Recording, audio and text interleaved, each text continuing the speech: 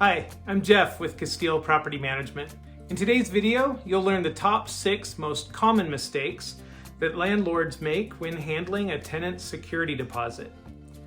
You can find yourself in a lot of trouble if the deposit isn't properly used. So make sure you catch each one of these items and watch until the end. Number 1, collect the right amount for a security deposit. Security deposit is all about risk management. Typically, an amount equal to 1 month's rent is sufficient. Sometimes a particular applicant will be higher risk than the average person because of credit or income, for example. A double deposit might be necessary to bring the risk down to an acceptable level. If the risk is too high with a double deposit, then deny their application and move on to the next one. See our video on tenant screening in the comments section below. Number 2. The deposit must be paid up front when signing the lease. Never let someone pay the deposit over time. By doing so, their risk level just went up and your risk coverage just went down.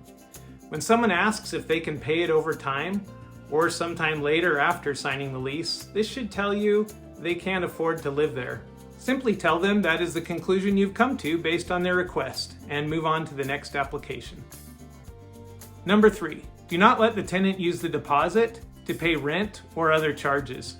Eventually this might happen after they move out, but the deposit is not to be used while a tenant is living there. By doing so, your risk just went up because the risk protection you had just went down. Even on a tenant's last month, they still need to pay rent. If they don't, they should be charged a late fee as usual. The deposit is not to be used on their terms. You don't want to give up the deposit until after they have moved out and you've determined the condition of the property and the status of their account.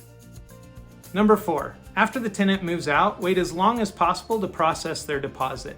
You have to process it and return the money owed eventually, but wait as long as you are allowed.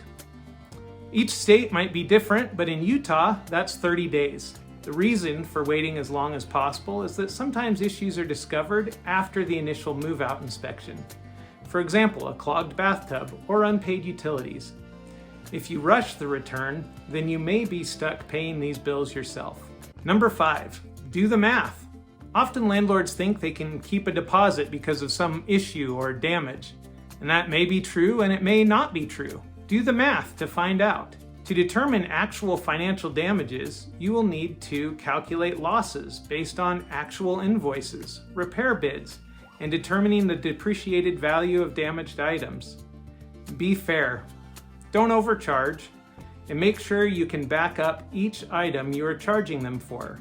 Let the math determine if there is money to return or if you need to send them a bill.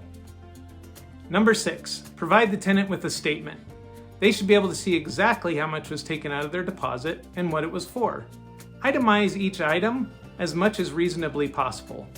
For example, if you are charged $500 for a handyman to fix a list of repairs, simply list those repairs on the statement and put $500 next to the list. You don't need each item on the list broken out into individual charges if you weren't billed that way. You can find more valuable landlord tips by watching our other videos and subscribing to our channel.